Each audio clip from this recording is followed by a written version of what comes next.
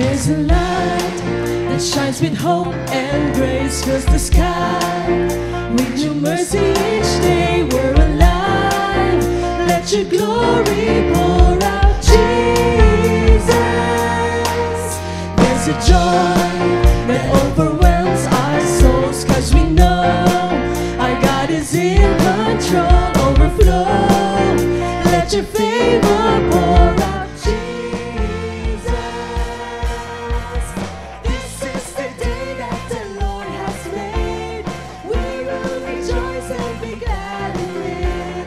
This is the day that the Lord has made. We'll rejoice and be glad in it.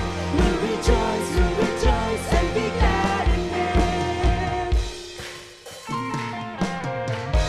There's a joy that overwhelms our souls, 'cause we know our God is in control. Overflow, let your favor pour out, Jesus, Jesus. This is the day that the Lord has made. We will rejoice and be glad in it.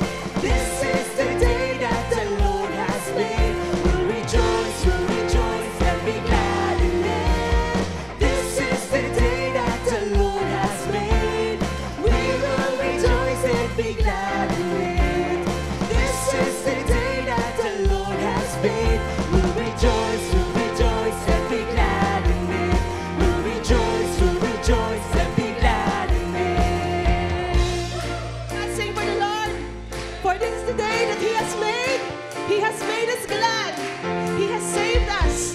He has shown us faithfulness and unconditional love. Amen.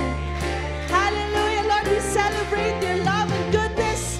We celebrate your faithfulness, oh God. Wala kaming ibang itataas kundi ang pangalan mo lamang, Panginoon. Salamat po for making us new, for redeeming us, oh God. Come on and sing praises to Him. Yes. Leave behind what happened yesterday, 'cause today there's a new thing happening. Leave behind what happened yesterday, 'cause today there's a good thing happening. Sing. Leave behind what happened yesterday, 'cause today there's a new thing happening. Leave behind what happened yesterday, 'cause today there's a good thing happening.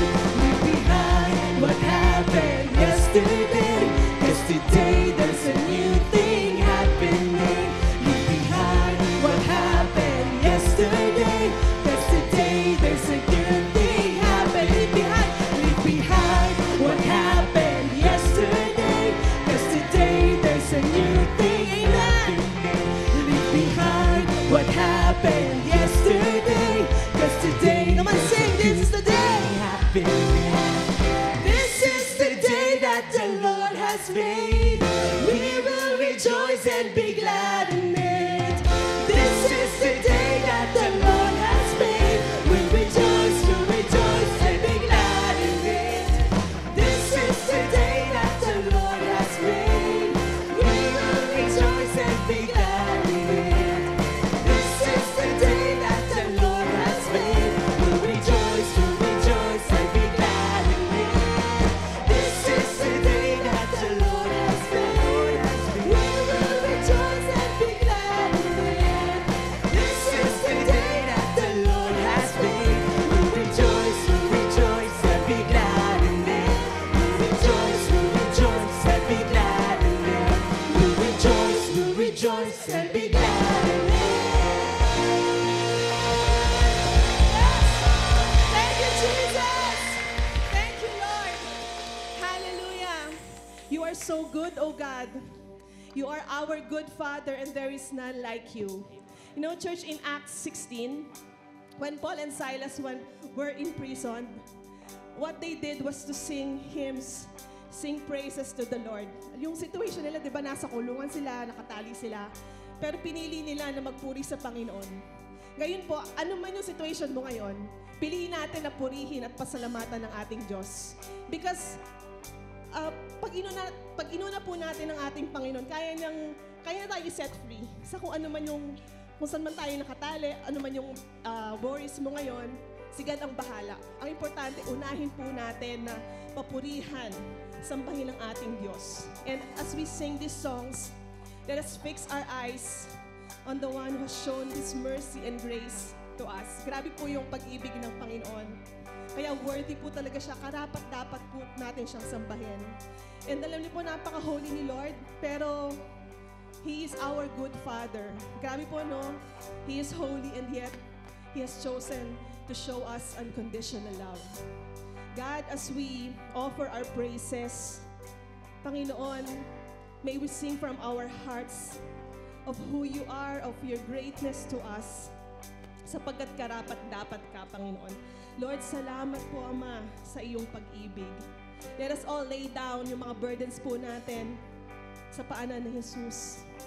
For He is our good Lord, our good Father. Thank you, Jesus. Hallelujah, Lord. We worship you.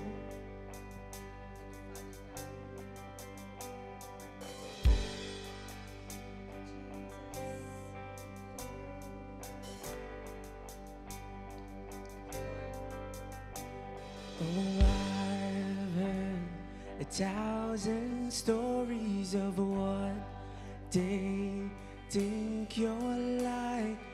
I've heard the tender whispers of love in the dead of night. And you tell me that you're pleased and that I'm never alone. You're a good, good Father. It's who you are. It's who you are. It's who you are. And I'm loved by you. It's who I am. It's who I am. It's who I am. Oh, I've seen many searching for answers far and wide, but I know we're all searching for answers only you provide, 'cause you know just what we need before we say a word. You're a good, good Father. It's who you are. It's who you are. It's who you are. And I'm loved by you. It's who I am. It's who I am. It's who I am. You're a good, good Father. It's who you are. It's who you are. Yes, it's who you are. And I'm loved by you. It's who I am. It's who I am. It's who I am. You are perfect in all of your ways. Yes, you are. You are perfect in all of your ways. You are perfect in all of your ways.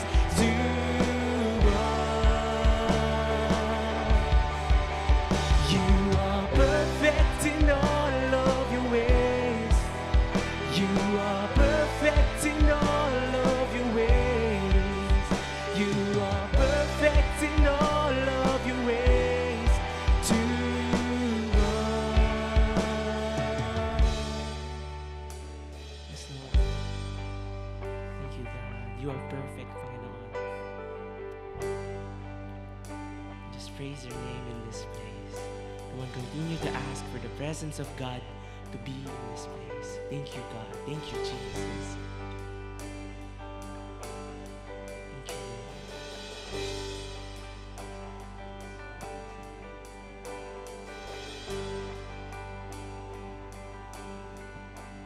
Oh, it's love so undeniable. I can hardly speak. Peace so unexplainable. I can hardly think as you call me deeper still, as you call me. Deeper still as you call me. Deeper still into love, love, love. As you call me. Deeper still as you call me. Deeper still as you call me. Deeper still into love, love, love. You're a good, good Father. It's who you are. It's who you are. It's who you are. And I'm loved by you. It's who I am. It's who I am. It's who I am. You're a good, good Father. It's who you are. It's who you are. Yes, it's who you are. And I'm loved by you. It's who I am. It's who I am. It's who I am. You're a good, good Father. It's who you are. Come on, declare it, church. It's who you are. And I'm loved by you. Salamat, Panginoon, sa iyong pagmamahal, Panginoon. Thank you. You're a good, good Father. It's who you are. It's who you are, and I'm loved by you. It's who I am. It's who I am. It's who I am. You are perfect in all of your ways. You are perfect in all of your ways. You are perfect in all of your ways to us. Yes, you are.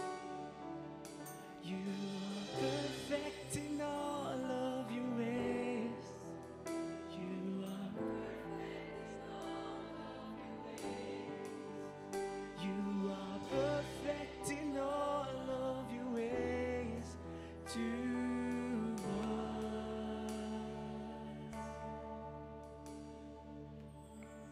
Perfect in all of your ways, God. As we sang that song, He is calling us into Himself deeper and deeper. Church, open your hearts. Open your hearts to our good Father right now. For He wants us to receive a better understanding of His unconditional love. Receive it right now. In the name of Jesus, open your hearts. He is calling us His children. Thank you for your love, Lord. Thank you, Jesus. Thank you, God.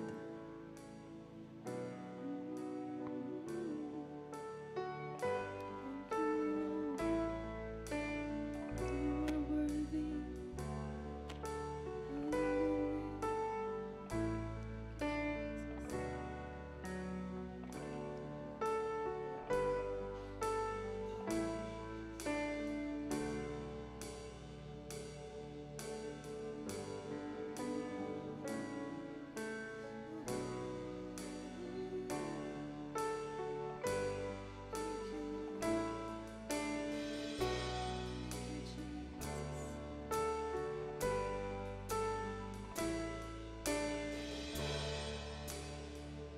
It was my cross you bore, so I could live in the freedom you died for.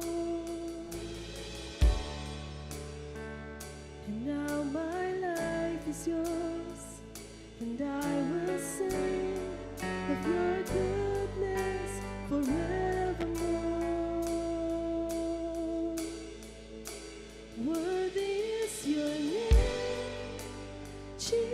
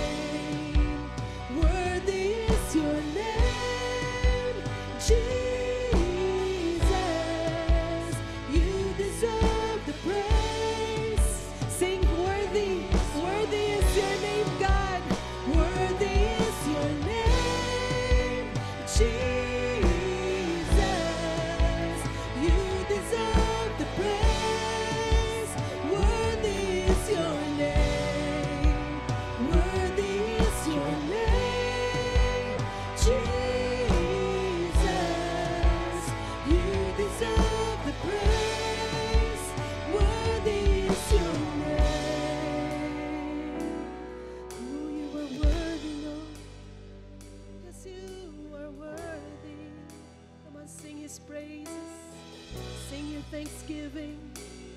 Oh, you are worthy. There is none like you, Jesus. Oh, be exalted on high. Yes, Lord. Tinataas ka namin, Panginoon, dahil ikaw ay karapat-dapat. There is none like you. Oh, God. Oh, Jesus. Jesus. Jesus. You are worthy. Worthy, Lord. You are worthy. Oh, God. Worthy is your name. You are the Lord of all. Oh, Jesus.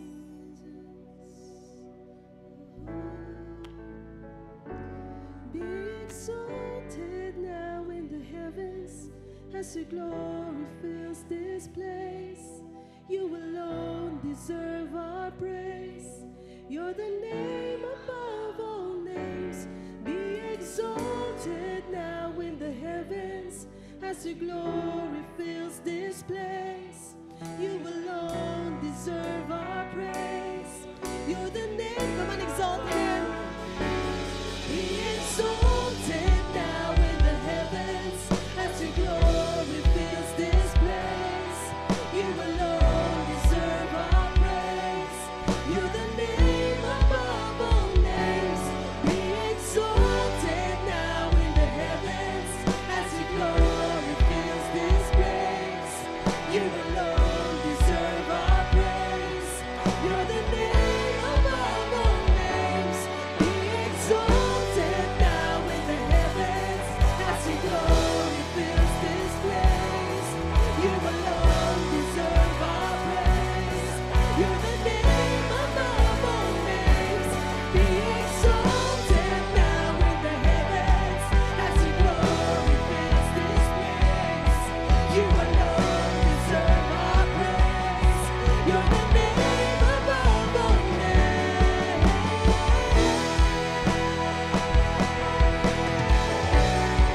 Oh, Jesus.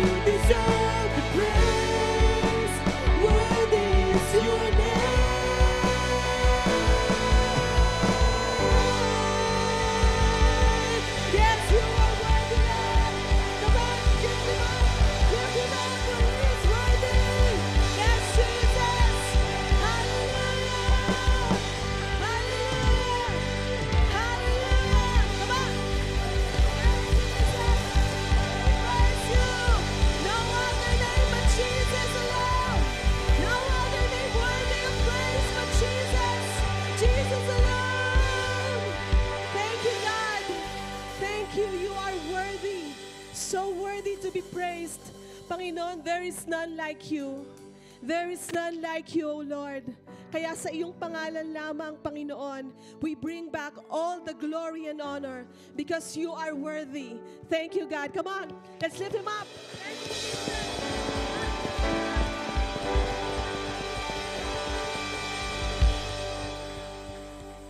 Let us remain standing and give God our 7-second praise.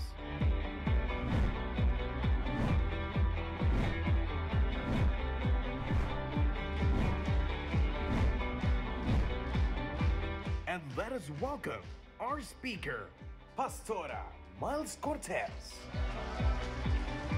Sige po, isang pinakamalakas na palakpak para sa Panginoon. Amen. Lord, you are so worthy to be praised. Tayo po'y manalangin muli. Panginoon, pinupuri ka namin sa lugar na ito. Wala kaming ibang itataas kung hindi ang pangalan ng aming Panginoong Jesus. Lord, salamat po, Panginoon, sa pribilehyo na kami ay makapagpuri sa inyo to enter into your presence. Thank you so much. What a great privilege, O God. Lord, sa araw na ito, patuloy naming hinihingi, God, Holy Spirit, that you will dwell in this place. Manahan ka sa lugar na ito, Panginoon, as we continue to worship you by listening, Lord God, ng inyong salita. I pray, O God, that you will open our eyes, O God, that we will see you. We will see the things that you want us to see today. Open our ears, O God, that we will hear from you. Your word is already powerful, O God. Buksan mo ang aming mga tenga na marinig namin ang gusto mong sabihin sa amin, Panginoon. Lord, open our hearts, Lord, that we will receive from you today. In the name of Jesus, Lord. At yung maitatanim sa puso namin ay mamumunga, magmumultiply sa amin. Sa pangalan ni Jesus. Lord, open our mouth, O God, our lips, that we may speak of you, of your power, of your goodness, of your faithfulness, of who you are. O God, hindi lang dito sa lugar na ito, kundi sa paglabas namin, Lord, we will boldly proclaim your name, O God, in the name of Jesus. Lord, salamat, Panginoon, sa salita ninyo. And I pray that through your word, na matatanggap namin sa araw na ito, we will never be the same again. We will live a life that is honoring and pleasing before you, O God. Maraming salamat po, Ama. In Jesus' name we pray. Amen and amen. Sige po, tayo po lahat ay makakaupo na. Thank you, God, for your presence in this place. Thank you, Lord. Salamat, Banal na Espiritu. At dineclare na po natin, no, sa araw na to, we will continue to expect great things from the Lord, no? Kanina meron tayong kinanta daw sa fast song natin, no? Leave behind what happened yesterday. Because today, God is going to do a new thing. Amen? Do you believe that?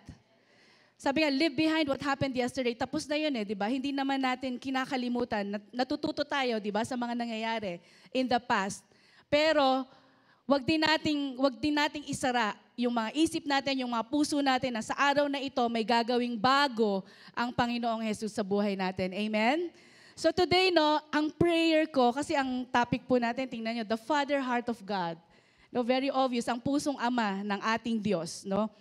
Ang prayer ko po for each of us and even for myself, no, naniniwala ako na even matagal na tayo na nakakilala sa Panginoon, even whether kayo ay on fire ngayon, mga bago, or yung mga matatagal na nakakilala sa Lord, there is this growth. Pakisabi, growth. Kanina may kinanta tayo, no, yung deeper, something deeper, take us deeper, dun sa knowing the Lord, di ba, in His love, in loving the Lord. So, yun ang prayer ko sa atin na every time we listen to the Word of God, there is something that is happening in our hearts, in our lives, na talagang mas nakikilala natin ang Panginoon ng malaliman. Amen? Not just sa theory, hindi lang sa mga alam na natin, di ba? Pero kundi God is, yun nga, kaya nga pinagpa-pray natin, yung puso natin na, Lord, buksan niyo ang mga puso namin, di ba? Para yung nang sa gayon, pag nataniman ito ng salita ng Diyos, ito ay magmumultiply sa buhay natin. Amen? So I pray and declare that today, we will grow deeper in our intimacy with the Lord. Amen? Gusto niyo ba yon? Amen? We will grow, and as we know God, as we know Him, we will also grow deeper dun sa pagmamahal natin sa Kanya. Right? So, we all know, no, basic, God is faithful, God is so good, He loves us so much unconditionally. God is a faithful God. Amen? Naniniwala ba kayo doon? Tama, di ba? Ang tatay natin sa langit, napakabuti, napakamapagmahal, yung love niya sa atin, unconditional, And how many of us actually believe that? How many of us actually pinamumuhay natin yon? Okay? So, ang sarap, di ba? Ang sarap i-declare sa bibig natin. Pero siguro ang talagang desire natin, no? Lahat naman tayo ganun is, Lord, hindi ko lang to binibigkas. Kundi sa buhay ko mismo ay maranasan ko ang faithfulness ng Lord, ang kabutihan ng Lord, ang unconditional love ni Lord para sa atin. Okay? Pero yun na nga alam natin, ganun si God. Di ba? Mahal niya tayo, kahit sino pa tayo, right? Pero bakit minsan parang ang hirap lumapit sa Diyos? Meron ba kayong ganong experience? Minsan parang ang hirap lumapit sa Diyos. Naranasan niyo ba to na minsan ayaw nating lumapit sa Diyos kasi baka ang tingin natin, alam natin, mabuti si God, ang Ama natin sa langit, faithful si God, mahal niya tayo. Pero minsan, nahihirapan tayong lumapit kay God or baka takot tayong lumapit kay God. Baka kasi ang picture natin kay God ay isang angry God. Come on. May naisip ba kayong gano'n? Minsan, ang tingin natin kay God, baka galit si God. Kasi ito yung ginawa ko in the past. Ito yung ginawa ko kahapon. Ito yung ginawa ko kaninang umaga. Di ba? Parang ayoko lumapit kay God kasi baka i-punish niya ako. Di ba? Kung meron mang gano'n na mga kaisipan or may mga ganong siguro minsan bakit tayo nahihiya na lumapit kay God, I'm here to tell you, God is not an angry God. Amen? Kasi kung angry God si God, wala na tayong lahat dito. Di ba? Sa ginawa natin, sa offense na ginawa natin sa Panginoon, kung angry God si God, wala na tayong lahat dito. Okay? Kinuha na niya tayo, right? Kasi no one is worthy, God, right? Amen? As, sa earthly father natin, no, sa mga earthly father, sa mga daddy na nandito, di ba? O kaya tayong mga adult na, may mga tatay pa. Di ba sometimes, kaya pinag-uusapan natin the father heart of God eh. Di ba? Tapos sinabi natin, minsan ang picture natin kay God, angry God. Di ba sa earthly father natin, relationship natin, minsan hindi, tumatiming tayo. Tumatiming tayo na lumapit sa kanila. Di ba? Kasi iniisip natin, baka galit siya, or baka may mood swing siya. Di ba? Pero I'm here to tell you, no, friends and champions, si God wala siyang mood swing. Si God, kahit ano pa yung kalagayan ng puso natin, kahit ano pa yung tantrums natin, kahit ano pa yung ginawa natin in the past, kahit ano yung ginawa mo kaninang umaga, walang mood swing si God. Kahit anong oras pwede tayong lumapit sa Kanya. Amen? Do you believe that? God is never too busy. Hindi siya yung sobrang busy. He will never be distracted kung ano pa tayo at kung sino pa tayo. Kasi hindi yun hadlang sa pagtingin niya sa atin bilang mga anak niya. Amen? I want to show you this, no? Our God is always approachable. Do you believe that? Ang tatay natin sa langit, He is always approachable. I wanna encourage, no, yung mga nahihiyang lumapit kay God or yung iniisip niyo na, ay, ito yung ginawa ko, baka hindi ako makalapit sa Diyos kasi ipapunish niya ako. God is not like that. Our God is always approachable. Our Father in heaven, anytime, kahit nasaan tayo, pwede tayong lumapit sa Kanya. Di ba? Yun ang pusong tatay ng ating Diyos. And minsan yung mga iniisip natin na baka pagalitan ako, hindi si God yun. Tayo yun. Amen? Our God is always approachable, so anytime we can come to Him. Amen? Sabihin mo, anytime. Anytime, di ba? So, sa mga hindi pa nag-a-approach kay God, hindi, siguro naman yung nag-praise and worship na tayo, no? Lumapit tayo sa Panginoon. Pero alam mo yan, minsan may ganun tayo na hindi tayo lumalapit sa Panginoon kasi yung thinking na, ay, mapapansin pa kaya ako ni God, no? God is never too busy nor is distracted sa mga anak niya kasi sobrang mahal ng Diyos Ama ang kanyang mga anak at ikaw at ako yon. Okay? Sa usaping tatay po, no? Sa usaping pusong ama, there is this familiar passage in the Bible na we're going to dive into the Word of God na po, no? It's a narrative story, the parable of the prodigal son. Medyo mahaba siya. Yung mga matatagal na Christian, alam natin yung kwento, di ba? Pero papasadahan po natin, maybe this is a refresher for all of us at may bago tayong matututunan. Sa mga bago pa na baka hindi nyo alam ang kwento, ito yung time na malaman nyo yung kwento ng the parable of the prodigal son. Okay? Babasahin natin ng mabilis, ikukwento natin ng mabilis, and from there, tingnan po natin ano ang sinasabi ng kwento na ito patungkol sa tatay. Okay? Tatay, earthly father, and at the same time, of course, ang tatay natin sa langit, none other than God. Okay? Sige, basahin po natin, no? Luke 15. Sabi po dito, verse 11, and he said there was a man who had 2 sons. So meron daw tatay, may 2 anak siya. Okay, alam natin yung kwento. No? And the younger of them said to his father, Father, give me the share of property that is coming to me. And he divided his property between them. So we know the story, di ba? Yung tatay may 2 anak. The younger and the older. Itong younger, hiningi niya yung mana niya. Sa panahon nila at sa panahon po natin, even sa panahon natin, kapag ikaw ay hiningi mo yung mana mo na buhay pa ang magulang mo or ang tatay mo, di ba? Ano ibig sabihin nun?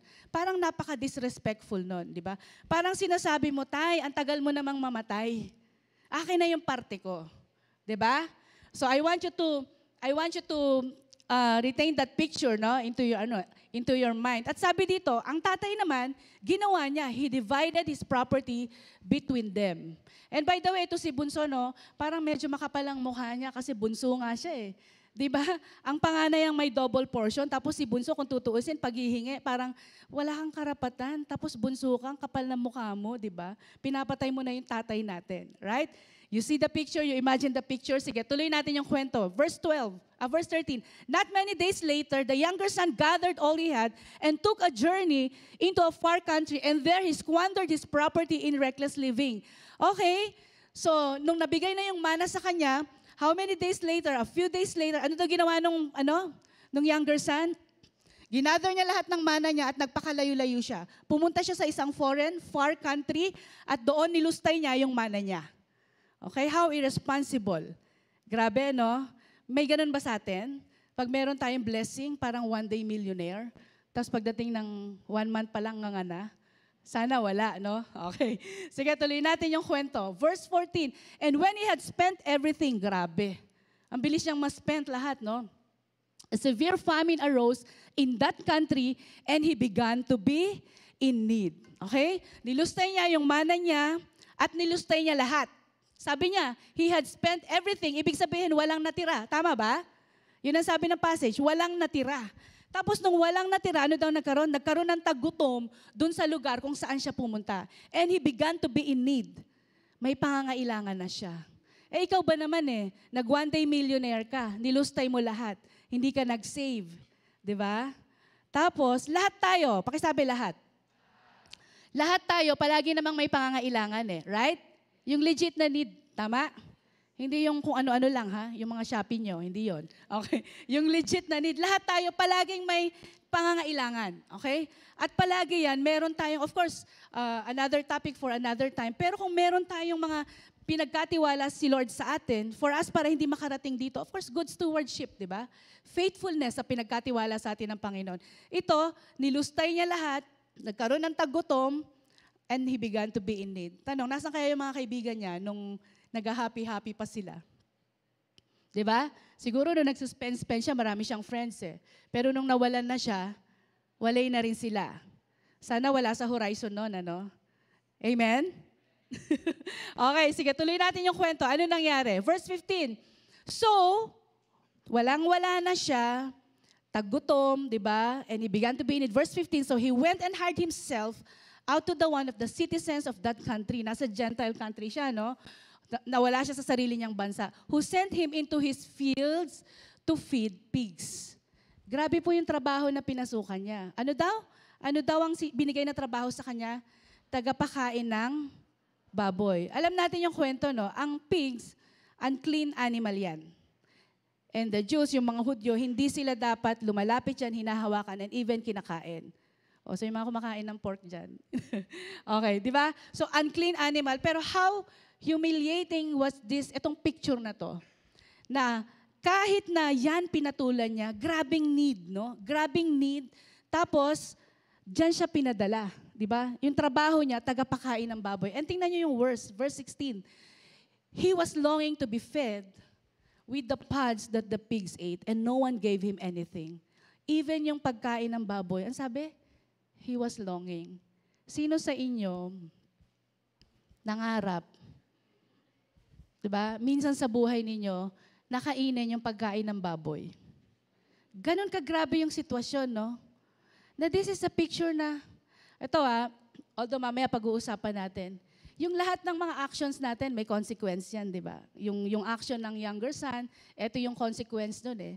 So sana, hindi tayo dumating sa ganitong pagkakataon, di ba? Pero, syempre, pag nagpasaway tayo kay God, di ba? Meron at meron tayong mga unnecessary pains, which is pag-uusapan natin later.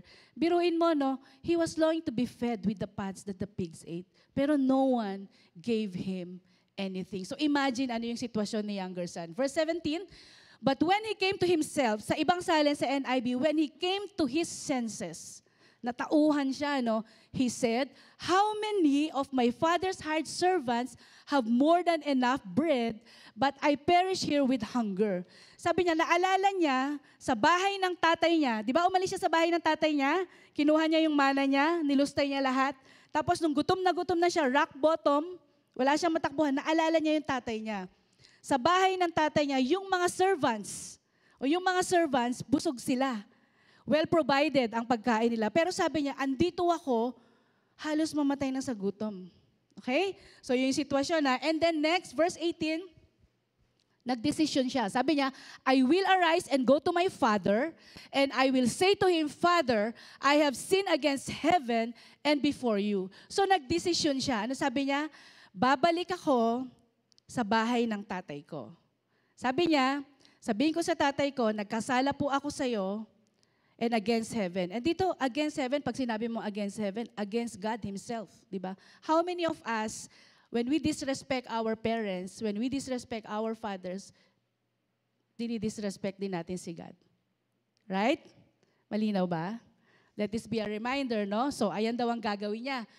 He came to his senses, nagdesisyon siya, babalik siya sa tatay niya, magsusorry siya sa tatay niya. This is a picture of repentance, church, no? This is a picture na, alam mo yun, na parang babalik ako, magsusorry ako kay tatay, pero paano natin nalaman na repentant siya? Verse 18, ito daw ang sasabihin niya. Babalik siya, pero sasabihin niya sa tatay na, I am no longer worthy to be called your son. Treat me as one of your hired servants. Willing siya to suffer the consequences of his actions. Ganyan yung humility niya, gano'n. No? Babalik siya, magsusorry siya, sabi niya, tayo, wag mo na akong tawaging, I will go back to my father, kahit hindi na ako tawaging anak, kahit isa na lang ako sa mga hired servants, okay na sa akin. That, my friends, is a picture of repentance. Okay, let's talk about more of that later. Okay? Meron kasi yung nagsusorry pero mayabang pa, di ba?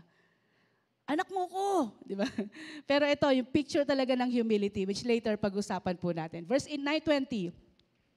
And he arose and came to his father, but while he was still a long way off, his father saw him and felt compassion, and ran and embraced him and kissed him. Grabe po ito, no? Nagdesisyon siya, bumalik siya, yun na nga yung ginawa niya. Pero sabi sa kwento, malayo pa lang daw siya, nakita siya ng tatay. Malayo pa lang siya, nakita siya ng tatay, and he felt compassion. Felt compassion. Ano kaya ang itsura nitong younger son na to? Di ba galing siya sa, sorry for the term, galing siya sa babuyan. Siguro ang dumi-dumi niya, wala siyang makain. Ang pangit ng itsura niya, ang baho-baho niya. Nakita siya ng tatay, he felt compassion. Sabi dyan, run.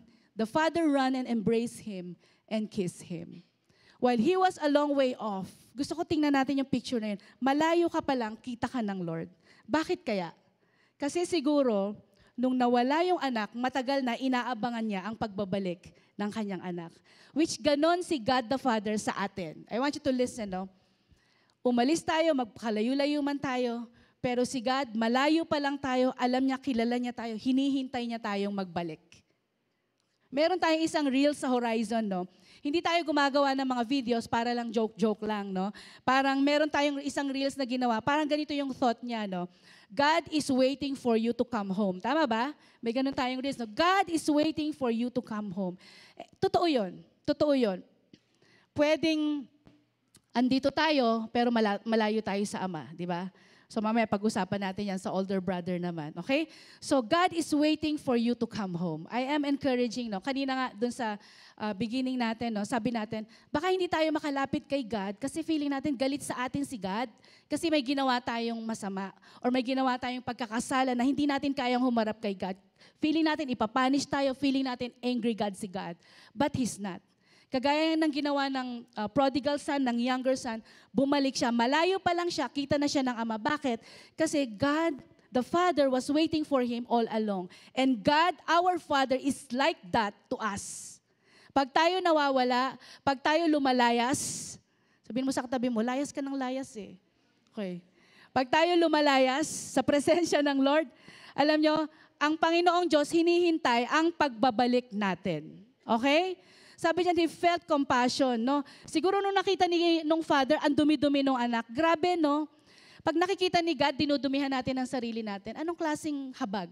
Anong klaseng compassion kaya? Mercy ang nararamdaman ng Ama sa Langit, no? Pero nakakatuwa. Sabi diyan, he ran and embraced him and kissed him. Alam niyo ba sa panahon nila, for an old man to run, especially wealthy man ito, no? Wealthy father, for an old man to run, that is an undignified act in their time. Undignified act. So the fact na ginawa yun ng tatay, anong klaseng pagmamahal meron despite dun sa ginawa ng anak sa kanya? You know, God is like that to us. Amen? God, our Father, is like that to us. Kahit ano pa yung ginawa natin sa nakaraan, there is nothing that we can do and we have done for God to love us less or more. Kasi si Lord, mahal niya na talaga tayo. Amen? And that's unconditional. Wala tayong kayang gawin or dapat gawin para i-earn yung love ni God sa atin. Kasi mahal niya na tayo. Amen ba? Ganun po ito eh. Grabe, no? Kung isipin mo, grabe yung ginawa ng younger son. Pero tingnan niyo yung compassion ng tatay. Undignified, nakakahiya dun sa panahon nila. Hindi niya dapat gawin yun. Pero ginawa niya sa sobrang pagmamahal sa anak. And it's the same thing, our Heavenly Father is also like that to us. Amen? Sige, tuloy po natin ang kwento. Verse 21. And the son said to him, ito yung script niya, di ba? Father, I have sinned against heaven and before you. I am no longer worthy to be called your son. Nasabi niya yon. Pero, ang hindi niya nasabi, di ba? Gawin mo na lang akong one of your hired servant. Di ba may script siya na gano'n? Hindi pa niya nasabi, hindi pa niya tapos ang script niya. Ang sagot ng tatay, the father said to his servant, sabi diyan, bring quickly the best robe and put it on him and put a ring on his hand and shoes on his feet. Ito po ay symbolism ng pagiging anak. Mamaya i-explain natin yan dun sa later natin. Dinamitan siya, best robe. Pag sinabi mong best robe, fine yan. Hindi yan sinusuot ng mga servants. Ring, signet ring. Ibig sabihin, ni-restore yung pagiging anak niya. Diba? Pwede na ulit siyang mag-do business with the father. And then yung shoes, sandals, ang mga servant, nakayapak po sila. Wala silang sandals. This is a picture of restoration. Nakita nyo? May repentance, si younger son. Diba? Nagbalik loob, nag-sorry kay God. Alam mo yung sorry na hindi lang nag-sorry para lang makapag-sorry, para makabalik. Alam mo talaga, in his heart, na talagang nagsisi siya sa mga kasalanan niya. At this is a picture of repentance, no? Mamaya restoration. Pag-usapan nating maigi yan later, okay? Grabe ang pagmamahal ng Ama. At si God the Father, ganyan din sa atin. Kahit ano yung nagawa natin, pag tayo bumalik, may nagawa tayo, nagrepent tayo, God is putting us back to kung saan tayo nararapat. Di ba? Pinag-aaralan natin yan sa encounter, sa true repentance. Binabalik tayo ni God sa top kung saan dapat nandun tayo. Yung pagiging anak natin. Hindi tayo palaboy. Amen? And nire-restore ni Lord kung ano yung gusto niya na dapat meron tayo. Minsan, sorry for the term, nagiging palaboy tayo. Wala tayo nung meron dapat ang anak kasi pinangungunahan nga natin si God. Okay? So, sige, pag-usapan natin yan further. Verse 23, and bring the fattened calf and kill it and let us eat and celebrate. Alam niyo ba yung fattened calf, di ba? Kinakatay lang yan kapag special occasion. Sa panahon natin ngayon, ano ang kinakatay natin pag special occasion? Lechon. Unclean kasi tayo eh, no? So, lechon, di ba? Lechon, pang special occasion, di ba? Pero sa kanila, ito pang special occasion lang. And let us eat and celebrate kasi daw, bakit daw? Okay, for this son, my son was dead and is alive again. He was lost and is found and they began to celebrate. Grabe po yung picture na yan, no? My son was dead and is alive again. This is a picture of all of us. We were all dead in our transgressions. Lahat tayo makasalanan. Pero dahil sa pagmamahal ng Ama sa langit, sa atin, pinadala niya ang kanyang bugtong na anak. Walang iba kundi ang Panginoong Jesus para tubusin lahat ng mga kasalanan natin at tayo magkaroon ng buhay na walang hanggan. Amen? Sabi diyan, lost and is found. and they began to celebrate. Grabe pala ang celebration sa langit, ang celebration ng Ama. Kapag merong isa, isa lang. Pakisabi, isa lang. Pag merong isang kaluluwa lang na nafa-found, lost na nafa-found. Minsan hindi natin alam, lost tayo. Pero yung binabasa natin, na-imagine ko, no? Layo tayo ng layo kay God. Pero si Lord, hindi siya tumitigil na habulin tayo. Kasi minsan, kaya tayo layo ng layo, layas tayo ng layas, kasi hindi natin alam, nawawala tayo. Akala natin, nandito lang tayo. Pero hindi natin alam, nawawala tayo. Pero there will come a time, God, i-reach out tayo, hindi tayo titigilan ng Panginoon para malaman natin, hey, anak, andito ako. Nawawala ka, come home. I've been waiting for you all along. Is that a word? Grabe po, no? Sige, tuloy natin yung kwento. Verse 23, eto na. May kapatid siyang isa, di ba? Pinag-uusapan natin yung younger son, tsaka si tatay. Ngayon, verse 25, may older brother. Now, his older son was in the field. And as he came and drew near to the house, he heard music and dancing. Siyempre may celebration, di ba? Nagbalik yung kapatid niya, may celebration. Verse 26, he called one of the servants and asked what these things meant. Ano ibig sabihin nito? Ba't may nagsasayawan? Bakit may nagkakantahan? Bakit may celebration? And the servant said to him, your brother has come. Umuwi yung kapatid mo, and your father has killed the fattened calf because he has received him back safe and sound. So nagbalik ang kapatid mo. Are you following me sa story? Nare-refresh sa story? Nakikita ba natin yung sarili natin sa kwentong ito? Okay? Mas makikita pa natin yan later. Okay? Sabi, yung kapatid mo, nagbalik na, nagpakatay ng pinatabang guya, di ba? Sabi sa Tagalog. Kasi, nagbalik siya and he received him back safe and sound. Di ba tayo, normally, pag may nagbabalik, pag may blessing, kapatiran na nagbalik, anong reaction natin? Anong response natin? Saya-saya natin, di ba? Masaya nga ba kayo pag may nagbabalik? O sana hindi na lang siya bumalik. Di ba? May ganun ba? So tingnan nyo yung reaction niya nung nalaman niya. Verse 28, but he was angry. Galit siya. And refused to go in. But his father came out and entreated him. Tingnan nyo to, no?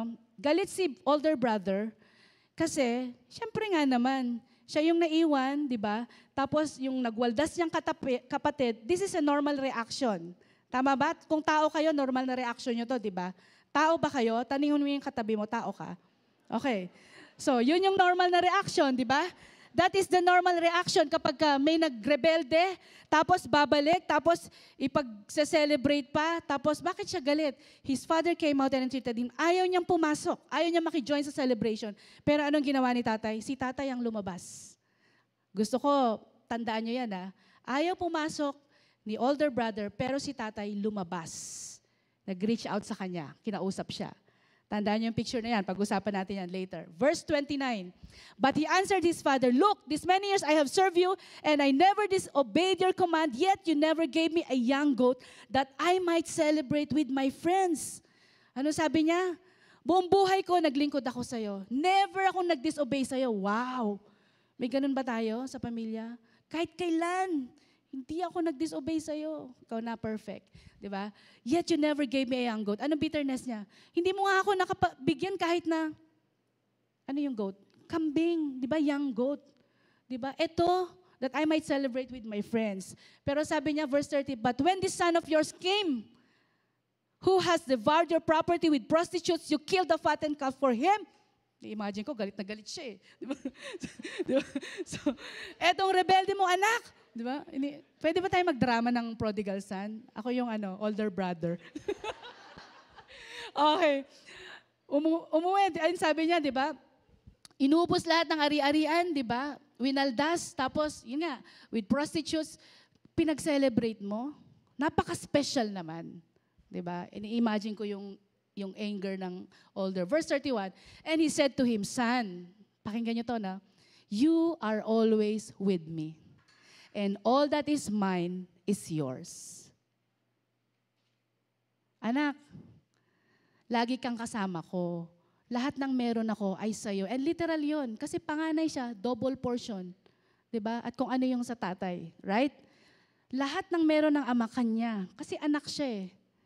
Pero nakita niyo yung reaction niya kanina, pag-usapan natin later, parang hindi siya anak, di ba?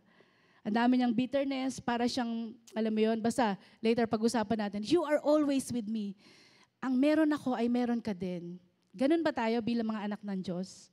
Si Lord, pagtatay ang tawag natin sa Kanya, of course, lagi natin sinasabi, no, church, fellow friends, lahat tayo, we were created by God. I want you to listen. Lahat tayo, we were created by God. Pero hindi lahat tayo children of God. Okay? Lahat tayo, we were created by God, pero hindi lahat tayo children of God. Paano ka magiging children of God, child of God? Pag dumating ka sa punto, na kagaya nung prodigal son, nagrepent ka, na-realize mo, kailangan ko ang Diyos sa buhay ko, hindi ko kayang iligtas ang aking sarili, makasalanan ako. Kailangan ko ng tagapagligtas. Pag tinanggap mo si Jesus bilang Panginoon at tagapagligtas at pinaniwalaan mo yung ginawa niya at the cross of Calvary, namatay siya, di ba? His blood shed at the cross, kabilang kabayaran ng ating mga kasalanan. Then, my friends, pag tinanggap mo yon ng buong puso, di ba, sa buhay mo, pinanampalatayahan mo yon, ikaw ngayon ay anak na ng Diyos. Okay? Sa mga leaders natin, kung meron tayong mga friends, ha, I want you to process them later. Kung merong ganun nga, ha? So, mahalaga to mahalaga to. This is the gospel, this is the good news. Lahat tayo create ni God, pero hindi lahat tayo children of God. Okay? And ang prayer natin, no, kanina nagpray po kami dito, 8:30 a.m. Those who wants to join, no, every 8:30 may prayer time po tayo dito sa mga ministers and those who wants to join. So, ang prayer natin, lahat ng mga members na dadalo dito ngayon, madideepen yung intimacy nyo with the Lord. Ang mga VIPs or yung mga visitors, VIPs tawag namin sa inyo, makikilala ninyo ang Panginoong Jesus bilang Panginoon at tagapagligtas. Amen?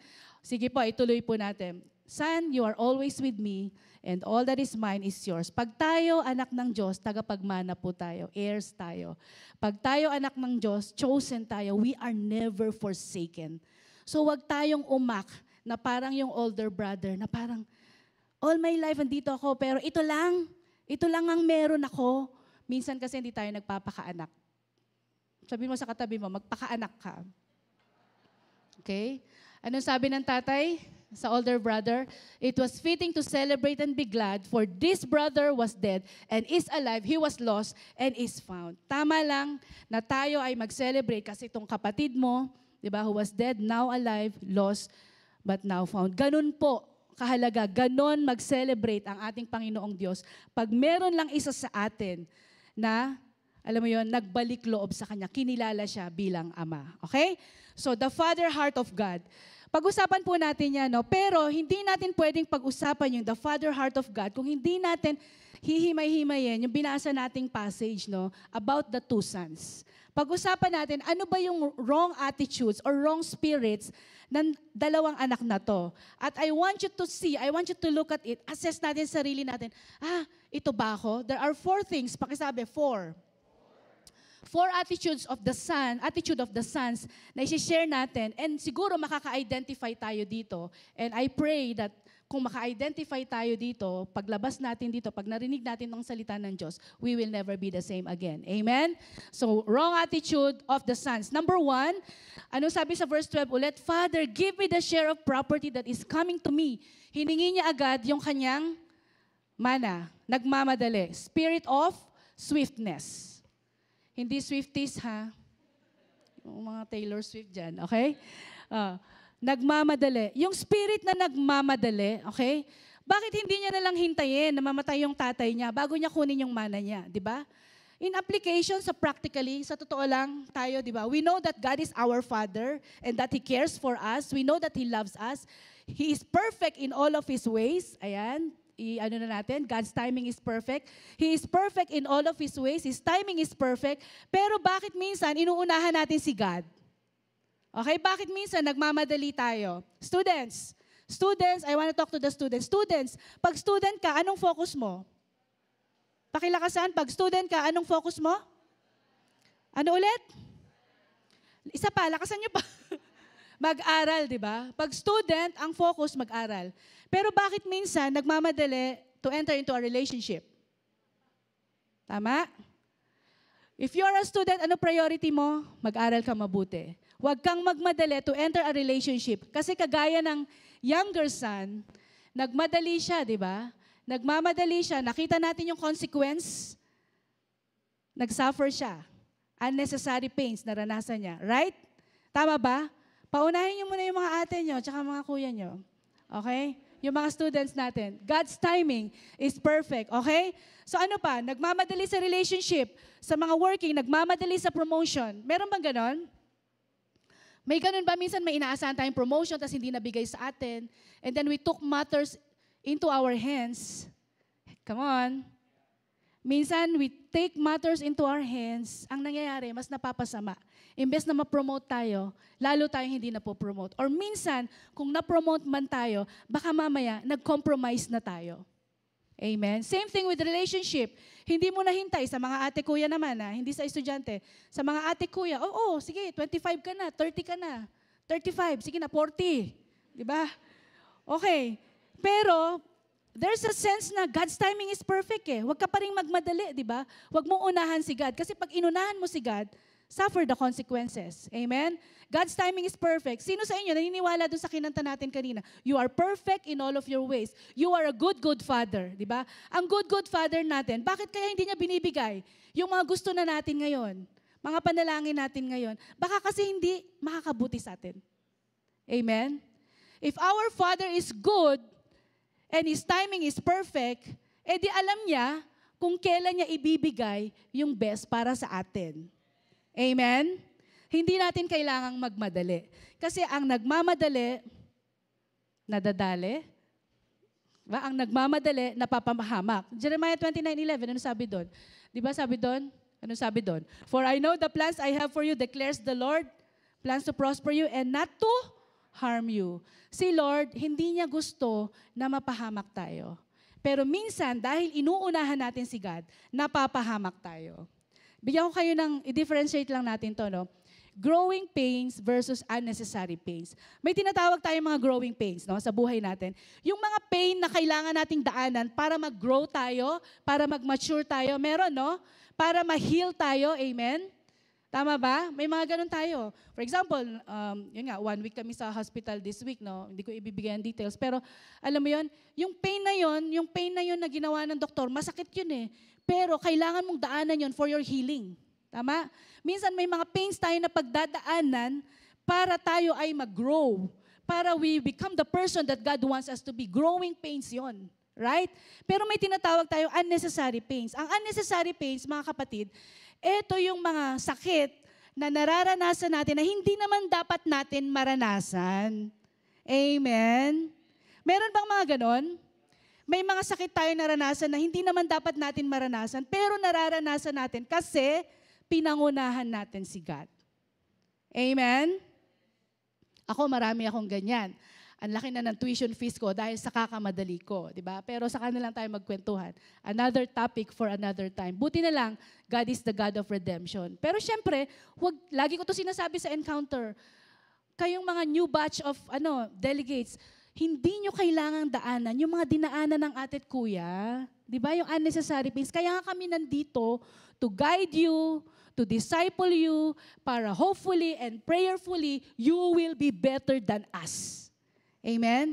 Yun ang vision eh. You will be better than us. Kasi ano sabi sa Bible? Pasama daw ng pasama ang mundo. Kaya tayo nagdi-disciple, dapat kayo, mas magaling kayo kesa sa amin. Kasi pasama ang mundo. Kung mas magaling kayo, mas kaya niyong mag-disciple ng mga susunod na henerasyon. Amen? So, medyo lumalayo tayo sa topic. Balik lang, okay? Pain is inevitable, but suffering is a choice. Yun nga yung sinasabi natin eh. Ba't ka may unnecessary pain? Ba't ka merong suffering? Kasi choice mo. Okay? Sabihin mo sa katabi mo, ayusin mo nga yung choices mo. Ang haba eh, no? Okay? So, choice mo, okay?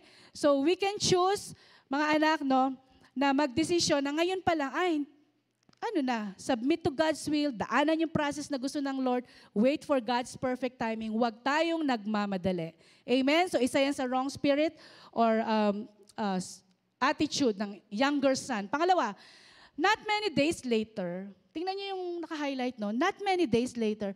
Ibig sabihin, a few days later lang, di ba? Ilang araw lang, si younger son, naglamyarda na. Kinuha lahat ng mana niya, naglamyarda niya.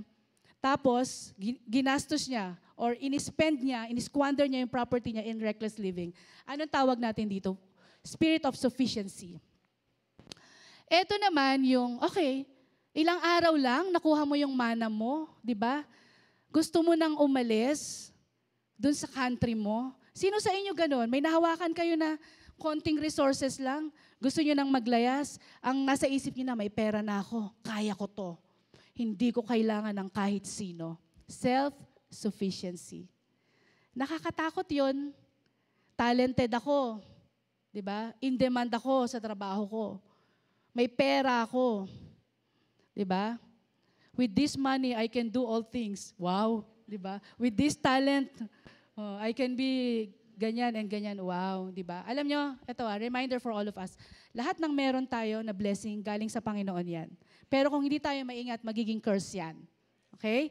So lahat ng meron tayo, temporary lang yan. Lahat yan mawawala. Pero ang pag-ibig ng Diyos, ang biyaya ng Diyos, hindi mauubos, hindi matatapos. Amen? Self-sufficiency. Bakit hindi tayo nagpa-pray? Diba? Meron tayong series na Teach Me to Pray, Teach Us to Pray. Minsan di tayo lumalapit kay God, di tayo nagpa-pray. Bakit? Kasi feeling natin, kaya natin. Feeling natin, hindi natin kailangan si God, hindi natin kailangan ng isa't isa. Wow, edi ikaw na. Diba? Sino ba gumawa sa'yo? Ano kasingaw? Diba? Yung acknowledgement man lang that God created you, wala ba yun? Minsan, grabe yun, no? Yung self-sufficiency na kaya ko, talented ako, I have this, I have that, mayaman ako, I don't need God, I don't need anyone. Wow, self-sufficiency. Kaya siya nagpakalayo-layo. Alam natin ano yung naging consequence ng younger son. That is the wrong attitude ng younger son, no? Tingnan niyo to, we cannot stand alone. Amen ba dyan? We cannot stand alone. We need each other. And more importantly, we need God. Alam mo si God, hindi niya tayo create to stand alone. God created us for community. Pakisabi community. Kaya nga sa Bible, ang daming one anothering eh. Big sabihin, team. Hindi pwedeng ikaw lang mag-isa. And of course, we need God. Above all, we need God. Hindi mo pwedeng sabihin na, ay, hindi ko kailangan ng Diyos. Hindi kita kailangan. Sarili ko lang sapat na. Pera ko sapat na. Talent ko sapat na. Yung itsura kong to sapat na. Wow, ikaw na, di ba? So, lahat yan, kasinungalingan. O, sabihin mo sa sarili mo, kasinungalingan yon, di ba? Kasi lahat ng mga yan, mawawala. Grabe, no? Pero si God, yung pagmamahal ni Lord, yung biyaya niya kahit kailan nandyan. Okay? So, warning sa atin yan. Let us not be like meron bang ganun sa atin na minsan may temptation to be self-sufficient? Baka meron, no? Baka meron. And ang prayer ko, dito pa lang, i-reveal ng Lord yan at baguhin niya tayo ng kanyang salita. Pangatlo, he answered to his father, look, these many years I have served you. Ito yung older son naman. Kanina yung younger son, di ba? Ito yung bumalik si older brother, tapos nagagalit siya kasi nagpa-party-party sila dahil nagbalik yung younger na kapatid niya. Tapos sabi di ba kinausap siya ng tatay, lumabas yung tatay kasi ayaw niyang pumasok. So kinausap siya, pero ito yung sagot niya. He answered to his father, look, these many years I have served you. Anong spirit yan? Ang tagal na. Di ako umalis. These many years I have served you. Anong spirit yan? Spirit of slavery. Anong ibig sabihin ng spirit of slavery? Di ba yung older son, anak siya eh. Di ba? Bakit ang tingin niya, all these years I have served you? Binibilang niya yung taon, binibilang niya kung ano yung mga ginawa niya sa tatay niya. Di ba pag anak ka, naglilingkod ka, iba ang kilos mo eh. Kasi gusto mo yung ginagawa mo. Di ba co-owner siya? Anak siya eh. How many of us, pag nagsiserve tayo sa Panginoon, di ba? Lord, all these years, I have served you. Pero bakit eto palang meron ako? Bakit siya may ganon? Minsan may ganon ba tayong struggle? O, real talk tayo, no? Na, especially for us na matatagal na, nagsiserve tayo sa Panginoon, we've been praying for this and that, and then may dumating na bago-bago, nagsiserve kay God, isang buwan pa lang nagsiserve kay God, tapos nakita natin, di ba? Grabe na yung blessing ni God sa kanya, grabe yung pagtugon ni God sa kanya. Again, paalala ko lang lagi sa atin, pagkatiwalaan natin ang puso ng tatay natin. Kasi baka nga, hindi binibigay ng Lord yung gusto natin kasi hindi makakabuti sa atin. Etong spirit of slavery, no? Ito yung nakikipagbilangan siya sa ama. Okay? Nakikipagbilangan siya sa ama na, how many years I have served you? Tapos, I never disobey your command, di ba? Yun yung kwento niya. Tapos, hindi mo man lang ako pinagkatay kahit na yang nagot. Pero etong kapatid ko, na nilustay lahat, pagbalik, di ba, bumait na ako, Wea. Pagbalik, pinag-celebrate, di ba, pinag-celebrate. So grabe siguro ng ano niya yun. That is actually a spirit of slavery. Baka hindi natin namamalayan, minsan ganun tayo kay God. Di ba? Nagsiserve tayo sa Lord, yes. Pwedeng nagsiserve tayo physically or outwardly sa ministry or sa mga pinapagawa ng Lord sa atin. Pwedeng nandito tayo sa church, pero baka yung puso natin malayo talaga sa Ama. Baka yung motivation natin in serving the Lord is to please people, not actually to please the Father. Hindi natin naiintindihan, I'm a child of God. Kailangan gustuhin natin yung ginagawa natin. Di ba pag anak tayo ni God, yung paglilingkod, ginugusto natin eh. Tama ba sa mga ministers? Walang naging masaya na napilitan. Tama? Lagi natin sinasabi, kung ikaw napipilitan ka, wag na lang. Kahapon, kakatapos ng DYH natin. No? Palakpakan naman natin si Lord. Ayan, so nakakatuwa. Parang 80 yata, no? Ilan tayo kahapon, Pastor G? 70, no? Grabe, 70. 70 yung nag-sign up at meron pang mga magsa-sign up. 70 yung nag-sign up na mga bagong members natin. Grabe. Nakakatuwa yung atmosphere. Kahapon may nangyari pa dito. Pero si Lord talaga bilang tatay natin, hindi tayo pinapabayaan eh. Diba? Amen? Yun, ba't ko ba binanggit yung DYH? Lagi ko sinasabi sa network, huwag kayong mamimilit ng pipirma ng covenant. Huwag kayong mamimilit ng delegate natin sa DYH. Kasi walang naging masaya na napilitan. Ang pagiging anak ng Diyos, ginugusto natin ang paglilingkod sa Kanya. Ginugusto natin ang gusto ng Diyos para sa atin. Kasi kung gagawin natin ang isang bagay na napipilitan lang, I have served you all these years. Ano yan? Spirit of slavery yan. Nakikipagbilangan tayo kay God. Amen? Kaya ang encouragement ko na naman, magpakaanak. Kasama mo nga si tatay all your life. Ba't di ka nagpapakaanak? Ba't hindi ka umingi? Humingi ng fattened calf. Can you imagine that? Pwede naman siyang humingi Tama? Pwede kang humingi, pwedeng humingi yung older brother Kahit goat wala, humingi ka ba? O minsan tayo, naiinggit tayo sa iba. Baka may ganun tayong spirit, di ba? Yung spirit of slavery. Lord, how many years na ako naglilingkod sa'yo? Wala pa ako nito, ito lang? Minsan may ganun tayo. Tanong, humingi ka ba? Humingi ka ba? Baka kung babalikan natin yung self-sufficiency, baka may ganun tayo. Hindi ka humihingi din kasi kala mo kaya mo. Tapos pag nakita mo yung ibang blessing ng iba, back to back na, di ba? Overlapping na. Spirit of slavery pala. Hindi ka pala nagpapakaanak kay God. Okay? Sabihin mo sa katabi mo, humingi ka. O sa other side, magpakaanak ka. Kasi minsan may mga hinanda si Lord sa atin. Sa tingin nyo, pag humingi si older brother ng fattened calf, bibigyan siya ng ama? Bibigyan siya, di ba? Minsan may mga gustong ibigay ang ama sa atin, si God sa atin, hindi natin nare-receive kasi in the first place, di tayo nagpapakaanak. Hindi naman natin hinihingi. Because of the spirit of slavery. Okay? So we need to move on. Number 4, ano pa yung pang-apat na maling attitude ng isang older brother, no? But he answered to his father, look, these many years I have served you. I never disobeyed your command. So eto na, wow, perfect siya. Hindi daw siya kahit kailan sumuway sa tatay niya. Spirit of self-righteousness. Meron ba kayong kilala? Lagi siyang tama. Or baka pag humarap tayo sa salamin, tayo pala yun, no? Tayo yung laging tama. Self-righteousness, di ba? I never disobeyed your command. Ilang taon na tayong magkasama, kasama mo ako, hindi ako kahit kailan sumuway sa'yo. Nakita niyo yung contrast? Nung younger at saka yung older. Si older, okay, may mali siyang ginawa. Pero yung towards the end, di ba, nung kwento ni younger, ni prodigal son, nakita natin yung repentance niya, right? Pero si older brother na nandyan lang, na minsan akala mo, andyan lang yan sa church, eto pala yung nagre-rebel the inside. Okay? Baka meron tayong nakakalkal na mga heart issues dito. And ang encouragement ko, mga anak, kung ikaw nandito ka, merong ganito, yung like the older brother, you've been here sa church for how many years, pero baka may naipon-ipon dyan na bitterness, kailangan mong ipa-cover yan.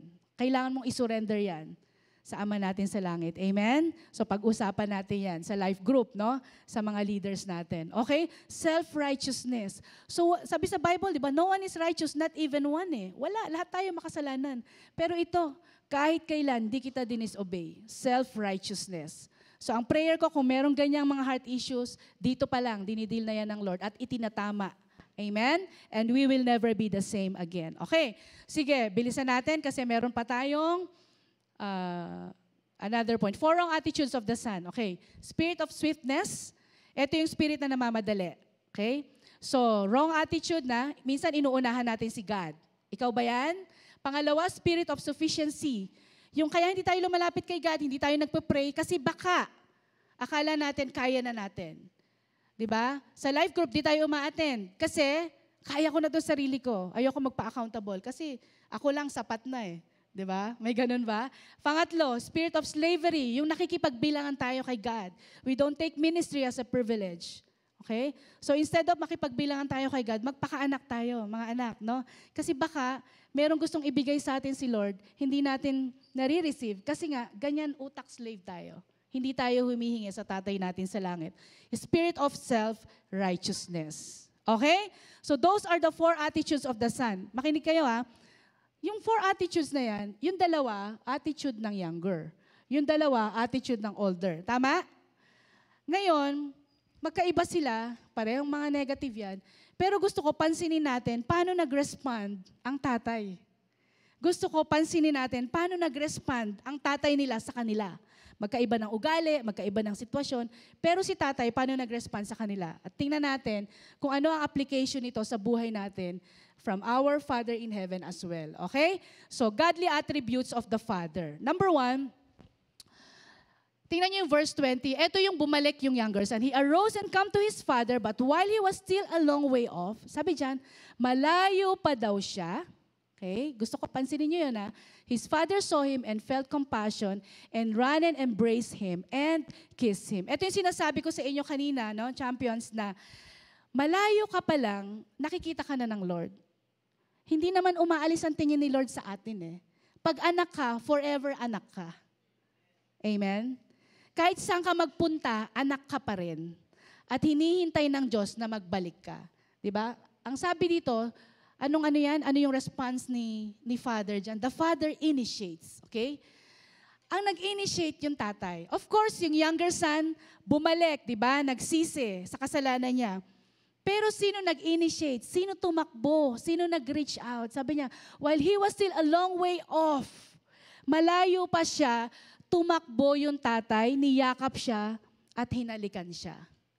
Again, no, sinabi natin kanina, nung time nila, undignified for a person like him, a wealthy man, tatay, older, elderly, to run. Pero ginawa niya sa sobrang pagmamahal sa anak. Diba? It's saying na, anak, I've been waiting you for so long. Parang ganun din si God sa atin, no? Lumayas man tayo, umalis man tayo, pag anak ka talaga eh. Si Lord ang gagawa ng way para bumalik ka. And minsan may mga ginagamit si God, di ba, sa buhay natin para makabalik tayo sa Kanya. Ito nga yung sinasabi natin na yung older brother, no? Siguro i-flash ko na rin yan. Sabi ng verse 28, di ba? Yung reaction ng older brother, he was angry. Angry siya dahil may party, di ba? Dahil nagbalik ang kapatid niya. He refused to go in. Hindi siya pumapasok. Bahay niya yun, di ba? Hindi siya pumapasok. Pero nung ginawa ng tatay, he came out. At kinausap siya. Yung una, tumakbo siya for the younger son. Pangalawa, lumabas siya for the older son. You see, kahit anong attitude natin, kahit ano yung kalagayan ng puso natin, kaya tayong i-reach out ni Lord. Amen? Do you realize that? Kahit gaano tayo kalayo, kahit gaano karebelde ang puso natin, kaya tayong i-reach out ng Lord. Amen? God can take that. Walang hindi kayang i-handle si Lord. Amen? Magkaiba sila, pero dito makikita natin, si God talaga ang nag-i-initiate, si God lagi ang nauuna. Ito yung lagi nating sinasabi, no? Si God, gagawin niya yung 99 steps for us. Always. Isang step na lang ang sa atin for the win. What about that? What kind of sacrifice is that? What kind of unconditional love is that? Gagawa si Lord 99 steps for us. Tayo ang kailangan natin gawin. One step lang. Which makikita natin yun dito sa ginawa ng younger son. Tama ba? Yung younger son, ano yung step na ginawa niya? Nag-repent siya, bumalik siya. Amen? So, siguro I want to encourage, no? Kung meron man dito, maybe you are here physically, pero your heart is far from God. Ayaw nating mag-judge, di ba? Pero since God is allowing me to say this, ang prayer natin kay Lord, Lord, sabi nung prayer ni Pastor Edmond Chan, no, ginagaya ko yun eh, Lord, whatever is not from you, scatter it to the wind. Kung hindi galing sa'yo, scatter it to the wind para hindi ko siya masabi. Pero I just sense I need to say this. Kung meron sa inyo dito, nandito naman kayo sa church eh. Week in, week out, nandito kayo. Ma-attend naman kayo ng life group. Nagkikita tayo weekly. Pero baka lang, just like the older brother, your heart is far from God. I want to encourage you, kagaya ng ginawa ng younger son, it's okay. Lapit sa Ama. Lapit sa tatay natin sa langit. Ang tatay natin sa langit, sabi natin sa umpisa, di ba? God is always approachable. Ano yung nagawa mo kahapon? Ano yung nagawa mo nung nakaraan? Even kaninang umaga. Lapit sa God. Lapit kay God. Kasi God will never condemn us. There is no condemnation in Him. Amen? There is no condemnation in Him. Wala ni isa or kahit ano na unredeemable sa buhay natin.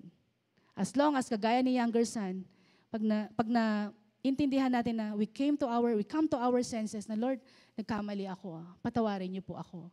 With open arms. Nakita nyo? Tumakbo yung tatay. Nauna pa siyang tumakbo. Diba? God was waiting for the son. Yung father was waiting for the son all along. Ganon din si God sa atin. Diba? Amen? So kung sino ka man kapatid, process it with the Lord. Of course, lapit kay God, pa-accountable sa mga leaders or sa mga mentors who can help you grow. And process kung ano man yung dapat i-process. God's heart is always looking our way and reaching out to us. Totoo yan. Laging nakatingin si Lord sa atin. Alam niya ano yung ginagawa natin. Alam niya kung nasaan tayo. Kasi nga, pag anak ka eh. Diba? And He always make way for us para i-reach out niya tayo. Minsan akala natin, minsan may kayabangan pa nga tayo. Lord, ayan na, lumapit na ako sa iyo ha. Lord, ayan na, naglingkod na ako sa iyo ha. Lord, eto na ako ha. Pero hindi mo alam, si God naman talaga ang gumagawa ng paraan para tayo ay makabalik sa Kanya. That is how great the love of the Father to all of us. Amen? Okay, sabing repentance to. Kasi yung younger son, willing siya eh. Tay, kahit hindi mo na lang ako gawing anak, gawin mo na lang ako one of your hired servant. Payag ako. Kasi pinagsisisihan ko yung mga kasalanan ko. Pero ganun ba si God sa atin? Pag nagsisi ba tayo ng kasalanan natin, ididiin niya pa tayo? Diba? Ito yung ginawa mo. Ano yung response ni God dito? Diniin niya ba yung younger son? Ginawa niya bang hired servant? Ginawa niya bang servant niya? Hindi, di ba? Tingnan natin yung response niya, which ito yung pangalawang point natin. Sabi diyan, but the father said to his servants, bring quickly the best robe and put it on him and put a ring on his hand and shoes on his feet. Okay? Pag tayo nagre-repent, pag tayo hinahumble natin ang sarili natin sa Panginoon, pag tayo umaamin, nagsisisi sa mga kasalanan natin, lumalapit sa Panginoon, ano daw? The Father elevates. Ang Diyos tinataas tayo. Sabi ng Bible, the Lord lifts the humble. Amen? Tinataas ng Lord ang mga nagpapakumbaba, which nakita natin yan sa younger son. Okay? Kaya merong restoration. Kanina sinabi ko to sa inyo, di ba? Tingnan niyo yung picture ng robe. Sinuotan siya ng robe. Sabi, put the robe on him, put a ring in his hand, and shoes on his feet. Ay, yung tatlong bagay po na yan, yan ay symbol of restoration. Tingnan natin symbols of restoration. Number one, yung robe. Okay? Yung robe, I want you to listen to this. Sin is described in the Bible as nakedness. Amen? Actually, makikita nga natin yan sa Genesis 3, the fall of man. Diba? Si Adam and Eve. Anong ginawa ni God doon? Nag-ano siya, diba? When they realized that they were naked, kasi nga na-tempt sila, diba, ni Satan, nung serpent. When they realized that they were naked, anong ginawa ni God? Nagkatay siya ng diba, ng hayop, and then yung skin nun, kinover sa kanila. Tama ba? That is covering their nakedness, yung sin and shame. Sin is described in the Bible as nakedness, okay? Restoration is having our guilt and shame clothed with the righteousness and the blood of Jesus. Amen? So, ganun yun, no? Pag tayo nagre-repent, pag tayo nagsisisi, just like the younger son, nire-restore ng Lord ang pagiging anak natin. Again, sa encounter, tinuturo natin yan, di ba? Ang design ni Lord sa atin is for us, as children of God, to be on top. Okay? Pero pag every time we sin, bumabagsak tayo. Bumabagsak tayo. Okay? So, imbes na nandito tayo, prince, princess, pag nagkasala tayo, bumabagsak tayo. Pero pag nagre-repent tayo, binabalik tayo ni God sa original position natin of being a child of God. Yung kung ano dapat yung meron tayo. Amen? So with repentance, there is restoration. This is one symbol of restoration. No? Restoration is having our guilt and shame clothed with the righteousness and blood of Jesus. Kahit ano pa yung nagawa natin in the past. Okay? Sabi nga natin, kung tayo tinanggap natin si Jesus bilang Panginoon at tagapagligtas natin, pinaniwalaan natin na yung ginawa niya ay sapat na to pay the penalty of our sins, past, present, and future. Ligtas tayo. We are a child of God. Amen? And we need to remind ourselves of that every time. Kasi minsan, baka nakakalimot tayo. Kasi kagaya ng younger son, baka minsan, naglalaro lang tayo sa putikan or sa babuyan, di ba? Dinudumihan natin ang sarili natin. Of course, God is the God who restores, di ba? Kaya lang, gugustuhin ba natin yon? Right? So, tingnan nyo, robe. Okay, that's one, symbol of restoration. Pangalawa, yung ring, no? Sinabi ko na to kanina, is a sign that you are a child of the owner and not one of his hired servants. So, yung dalawang yan, and even yung pangatlo, yung sandals, shoes, di ba? In biblical times, slaves were barefooted while owners wear sandals. So, yung tatlong yan, picture siya ng restoration. Picture siya ng reinstatement. Na kahit sinabi ng younger son, tatay, wag mo na akong gawing anak mo. Gawin mo na lang akong one of your hired servant. Pero si tatay, hindi siya ganon. Amen? Kahit ano pa yung nagawa natin, champions, no, church, friends, kahit ano pa yung nagawa natin, hindi magbabago ang pagmamahal ng Diyos sa atin. Grabe, no? Grabe yung truth na yon. Sige, pwede natin palakpakan si Lord. Grabe yung truth na yon. When we come to realize that, pag na-realize talaga natin yon, na, oo nga, no? Every day, we fall. Every day, may makasalanan tayo. And ang encouragement nga natin, let us live a life of repentance. Pero there is nothing that we have done in our life para mawala yung love ni Lord sa atin. Amen? Gusto ko paniwalaan mo yan, tanggapin mo yan. At wala tayong gagawin ngayon, in the future, para tumigil ang love ni Lord sa atin. Because God's love for us is unconditional. If we repent, when we repent, there is restoration. Pag anak ka, you are forever anak. Ang tinitingnan lang natin dito, yun nga, pag hindi ka nagpapakaanak, baka hindi mo nararanasan yung pagpapala na gusto ng ama na meron ka. Pero pag nagpapakaanak ka, kagaya ng younger son, there is restoration and even more. Amen? Grabing truth yan, grabing truth yan. Kasi minsan, kaya nga kaninang umaga sinasabi ko, ba't tayo hindi lumalapit kay God? Kasi guilty tayo. Di tayo lumalapit kay God kasi natatakot tayo. Tingin natin kay God, angry God. Pagagalitan tayo. Pero again, we cannot earn God's love. Wala tayong ginawa or gagawin para i-earn ang pagmamahal ng Lord. Kasi mahal na talaga tayo ng Lord from the very beginning, unconditionally. Amen? Praise God for that. Sige, palakpakan natin ng Lord. And last but not the least, no, verse 23, sabi dyan, no, bring the fattened calf. Ito yung response ng father, di ba? Pinag-uusapan natin paano nag-respond yung father dun sa dalawang attitude ng mga anak. And bring the fattened calf and kill it and let us eat and celebrate. For this my son was dead and is alive again. And he was lost and is found. And they began to celebrate. Number 3, ang tatay natin, the father, celebrates. Yan, diyan kayo magaling no? Sa celebration. Okay? Pero I want you to know, ang tatay natin, di ba ito, yung picture ng prodigal son, di ba? Yung tatay, grabing grace, grabing mercy, grabing compassion. And God is like that to us. Napakabuti ng Diyos. Amen? Na tayo, sinabi ko na to kanina, my son was dead and is alive again. Lahat tayo, pakisabi lahat. Lahat tayo, we were dead in our sins. Lahat tayo patay dahil sa kasalanan natin. Amen? Pero dahil sa pagmamahal ng Diyos, sinabi ko na rin ito kanina, pinadala niya ang kanyang anak na si Jesus para siya ang magbayad sa mga kasalanan na hindi kaya nating bayaran at tubusin.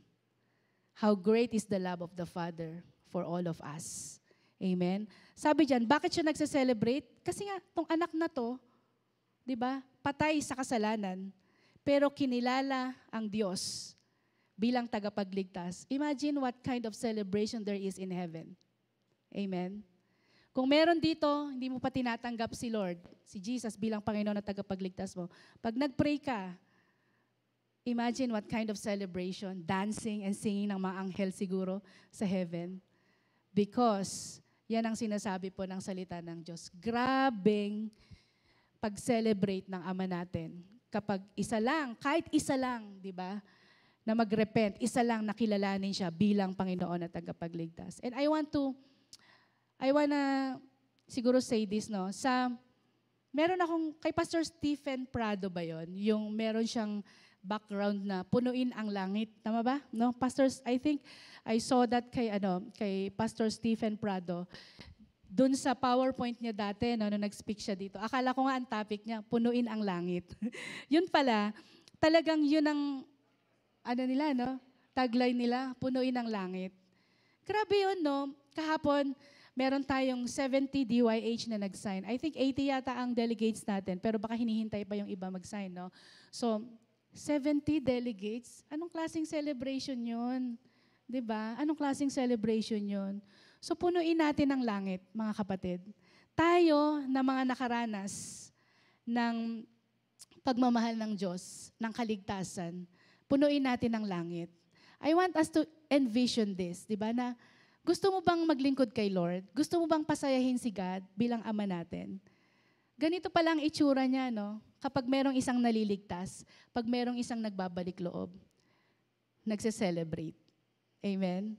And ako personally, while I was preparing for this, sabi ko, Lord, gusto ko to. I wanna be part of this. I wanna be part of this na one more soul for Jesus, one more soul for Jesus. Hindi kailangang madami agad-agad, di ba? Pero hindi lang mawawala yung burden natin na kasi tayo, we were once lost, amen, but found. Jesus came to seek and save the lost. Notice that, si Jesus ang dumating to seek and save the lost. Hindi tayo ang lumapit. Okay? So, I want to be part of that. No? Tayo na nakaranas, lost tayo, we were found, we were once dead in our transgression, in our sins, naligtas tayo, nagkaroon tayo ng buhay na walang hanggan. And of course, habang nabubuhay tayo, we are to enjoy yung pagiging child of God, children of God, di ba? Tayo na nakaranas nun. Ang prayer ko sa atin, magkaroon talaga tayo ng burden na, Lord, gusto ko napapasaya kita. Gusto ko nakakapagdala ko sa'yo ng mga lost. Kasi grabe pala eh. Grabe palang mag-celebrate si God eh. Pag nakakapagdala tayo ng isang lost. Amen? Do you accept that challenge, church? Don't burden yourself too much. Hindi, kailangan buong klase ko, dalhin ko. No. One soul at a time. One soul at a time. Huwag kayo yung, dalhin ko yung buong classmate ko para lahat sila. Para tayo yung older brother eh. Bakit natin ginagawa to? Baka spirit of slavery to please people. No. Gustuhin natin na i-please si Lord. By bringing one soul at a time. Lord, give me one more soul. Pag meron nakapagdala tayo ng isa, okay, Lord, another one more soul ulit. Ano sabi ng Bible? Pag ginagawa natin yan sa Great Commission, di ba? Sinasamahan tayo ng Panginoon. Amen? Grabe, no?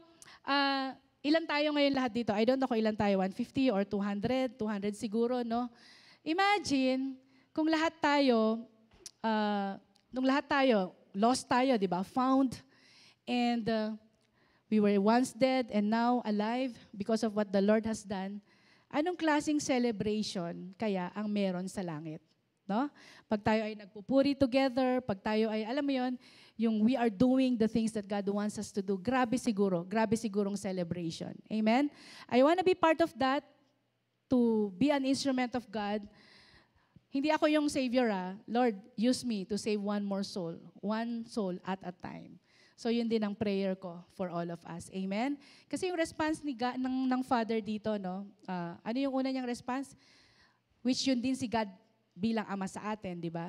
Kahit ano yung nagawa ng younger son, kahit ano nagawa ng older son, si God ang nag-reach out sa kanila pareho. So tayo ganun din, no? Balikan lang natin. What a good Father that we have. What a faithful God that we have. What Grabing pagmamahal ng Diyos para sa atin. Ulitin ko lang ulit, no? We cannot earn God's love. Okay? We cannot earn God's love. So, ang kailangan lang natin gawin, tanggapin talaga natin yung pagmamahal na binibigay ng Diyos para sa atin. Amen? So, kagaya ng younger son, kung tayo ay medyo nawala, napariwara, di ba? There's restoration in the Lord through repentance. Amen? So, si Lord ang laging nag-i-initiates. Okay? So, wag nating isipin na malayo na ako, ganyan, hindi na ako welcome kay Lord. Actually, ang binabasa nga nating passage, sinasabi niya, you are welcome, anak. I've been waiting for you all along. Okay? Si God ang laging nag-i-initiate. Ano yung pangalawa? God elevates. Okay? Pag tayo nagpakumbaba, itataas tayo ng Panginoon. Ibabalik tayo ni God sa original position kung saan dapat nandun tayo. And again, ulitin ko lang, meron talagang naka-reserve si God para sa atin. So much has in store for the children of God. Hindi lang sa langit, kundi even dito sa lupa. Amen? Kaya lang, magpakaanak tayo. Magpakaanak tayo, right? Amen? And then of course, yung pangatlo, yung tatay, nagse-celebrate. So sinelebrate niya yung pagbabalik ng anak. And the same thing, our Father in heaven, pag tayo ay nagbabalik loob, kung meron man dito, again, ulitin ko lang ulit, you are here physically, you are serving God outwardly, pero inwardly, malayo ang puso mo sa Ama. I pray this is the day that you will go back to God. Go back to God. Kasi our Father has been waiting for you all along. At alam mo kung ano magiging itsura ng tatay natin sa langit pag ikaw ay nagbalik. There is celebration. Amen? Pwede ba nating palakpakan si Lord? And our big idea for today, I think it's very obvious. Paulit-ulit pa natin. Be forever children of the eternal Father. I wanna say this, no? Ang Diyos, Ama, laging nagpapakaama. Ang Diyos natin sa langit, ang tatay natin sa langit, laging nagpapakaama. Hindi nauubos ang pagmamahal niya. Hindi nauubos ang biyaya niya. Hindi nauubos ang protection niya. God is so true to His promise. Hindi nauubos ang faithfulness niya. Hindi nauubos ang kabutihan niya. Hindi nauubos kung ano yung meron siya, dapat meron ka din. Pero ano kailangan mong gawin? Be forever children.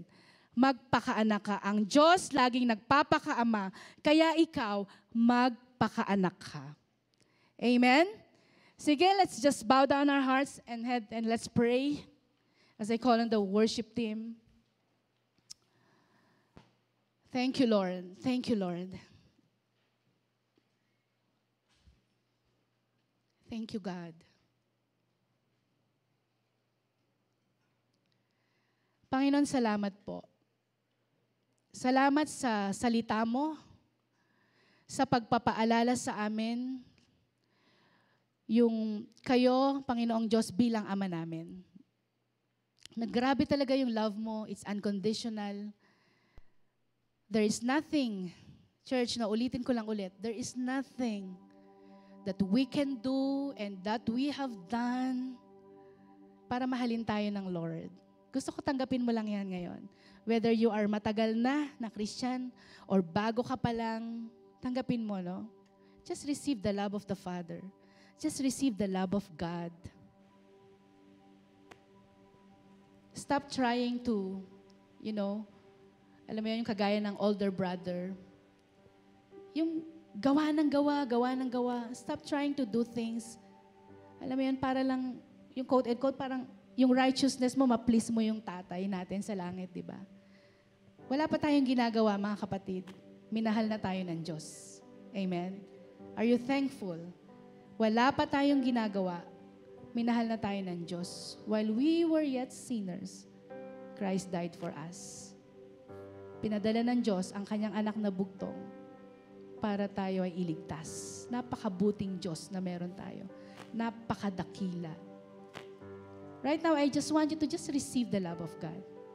Receive the love of God. Kapatid, kung ikaw ay matagal na, ang prayer ko sa'yo, is that you will have a deeper intimacy with God.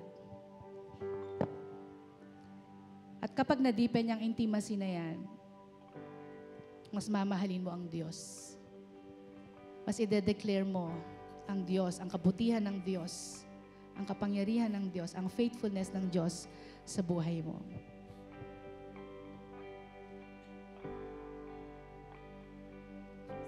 Sa ating mga VIPs, no, siguro I was led to pray for you. Kung meron sa inyo, alam mo, pagkatapos na marinig mo tong message na to, alam mo na, ay, oo nga no, alam ko I was created by God. But because of the message that you just heard this morning, na-realize mo, hindi ka pa pala anak ng Diyos. Okay? Kung meron man dito sa lugar na ito, wala ka pang personal na relationship with Jesus. At gusto mo na tanggapin ang ating Panginoong Jesus bilang Panginoon at tagapagligtas mo. Kasi yan, that's the only way, di ba, na ikaw ay magiging anak ng Diyos. So, I want to lead you in a prayer. Okay? Prayer of repentance, prayer of acceptance, prayer of faith, na ikaw ay nananampalataya na yung ginawa ni Jesus at the cross ay sapat na para bayaran ang kasalanan mo. Kasi we cannot save ourselves with our good works. Ang kasalanan natin, ang kabayaran niyan, ang nagbayad niyan ay walang iba kundi ang Panginoong Jesus. If you are that person, sige lang, stay. Kung nasan ka, bow your heads.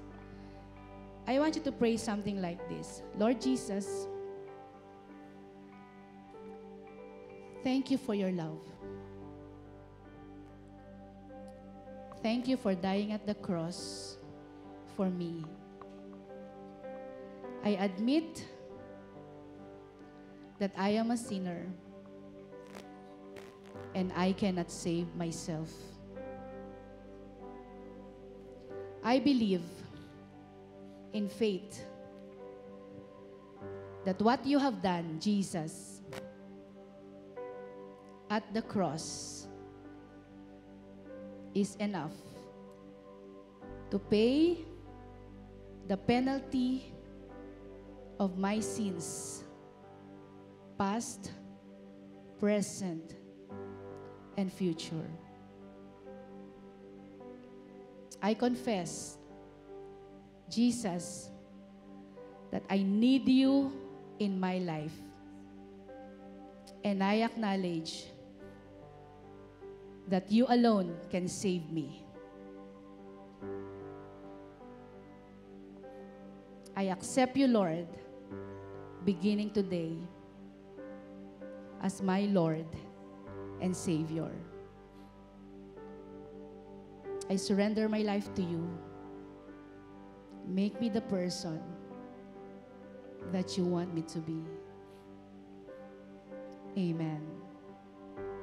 If you are that person na tinanggap mo yung regalo ng kaligtasan ng Panginoong Diyos sa'yo, welcome to the family of God. You are now a child of God. Pwede ba nating palakpakan si Lord? Panginoon, salamat po. Salamat, God. We can never thank you enough for your goodness. We can never thank you enough for your unconditional love for us. Lord, hayaan mo na habang kami ay nabubuhay, ang buhay namin ay pagpupuri, pasasalamat, at instrumento ng pagmamahal mo sa mundong ito. Thank you, Lord. Thank you for being our good, good Father. And we just want to declare that, oh God, this time. Church, as we declared it now, we're going to sing a song. We will declare that God is our good, good Father. I want you to mean it. Don't just sing dahil maganda yung melody. But sing dahil ngayon, at least siguro after the message, mas naiintindihan natin gaano talaga kabuti ang ating Diyos Ama sa langit. Thank you, Lord. Come on, let's all stand. Let's worship God.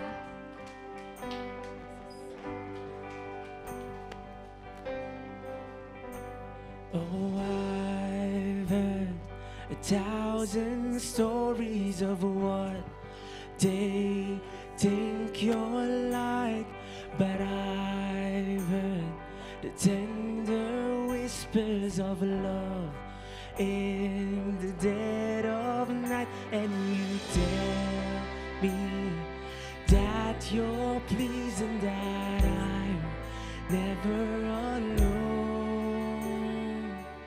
You're a good, good Father. It's who you are. It's who you are. It's who you are, and I'm loved by you. It's who I am. It's who I am. It's who I am.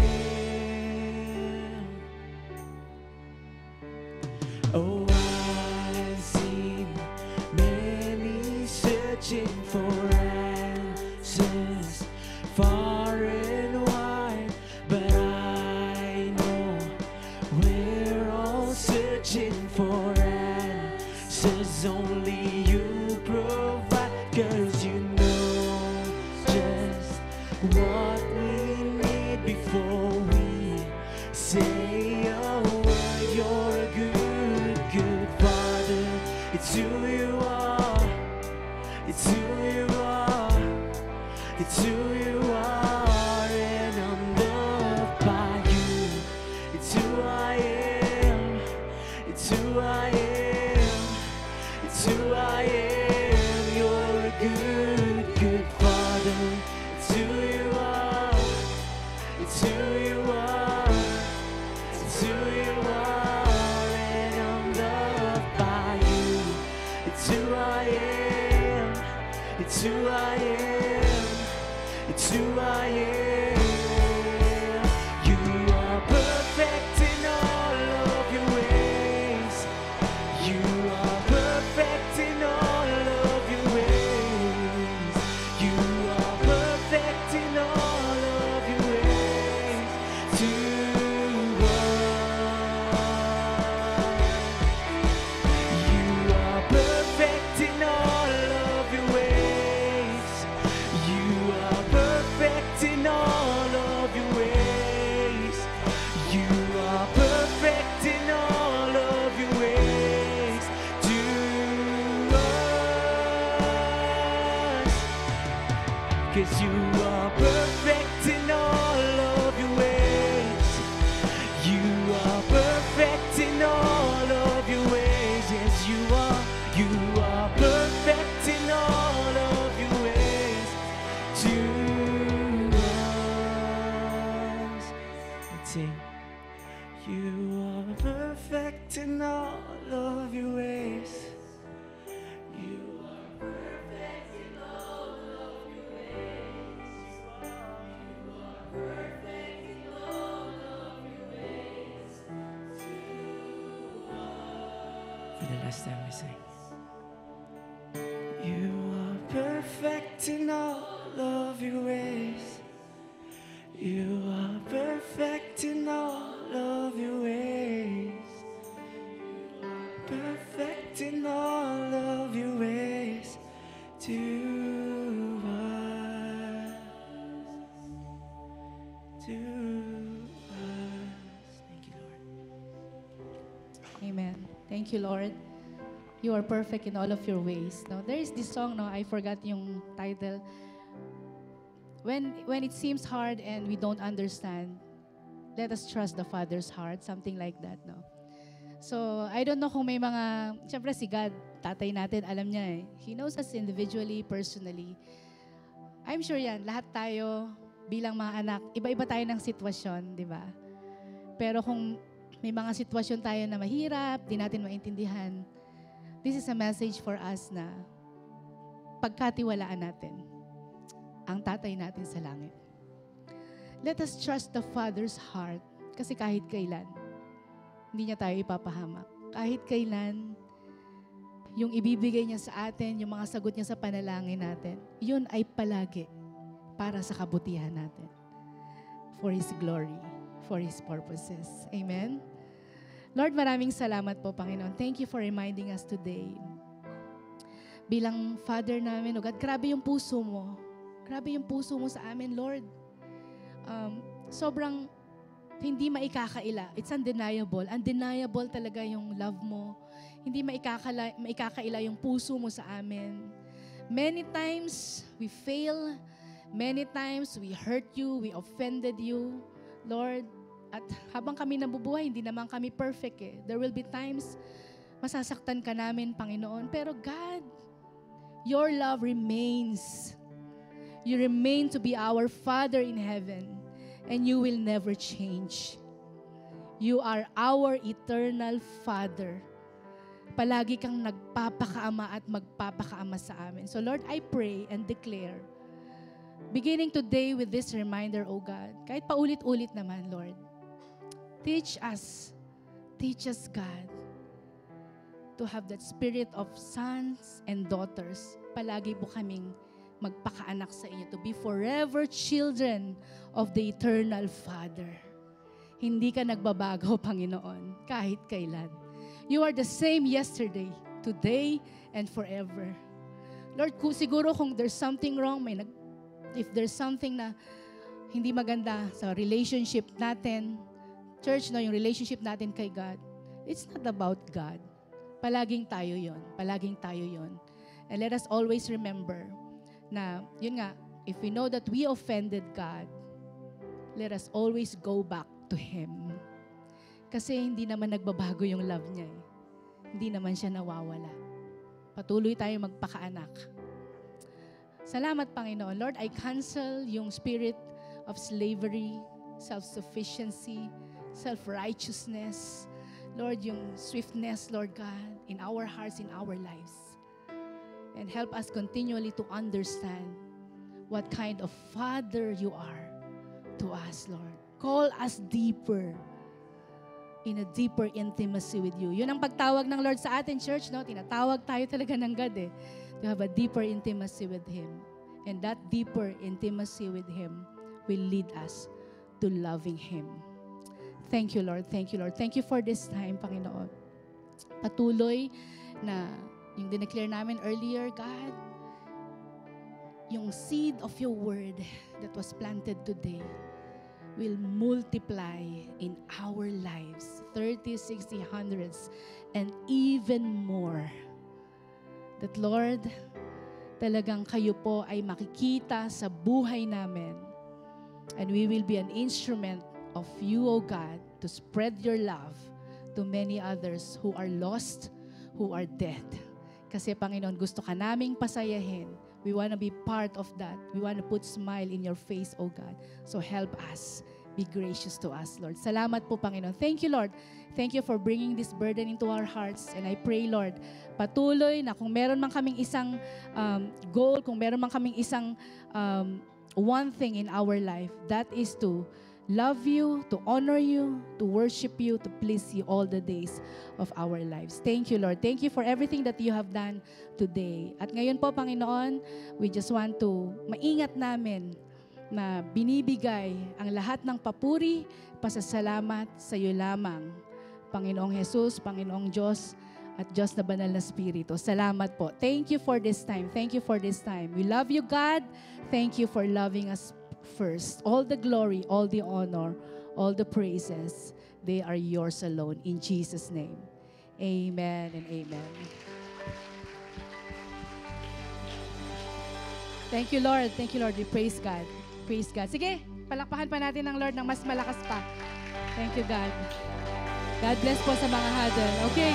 For next week po, magbabalik, kasi naka-series break tayo ngayon, magbabalik ang part 4 natin, Teach Us to Pray, ang ating Tatay Mans, no, sa 10 a.m. service. Okay, nandito ba kayo next week? Yan, okay, so we praise God. See you next week, okay? So, okay, piliin mo kung sino yung pinaka-love mo.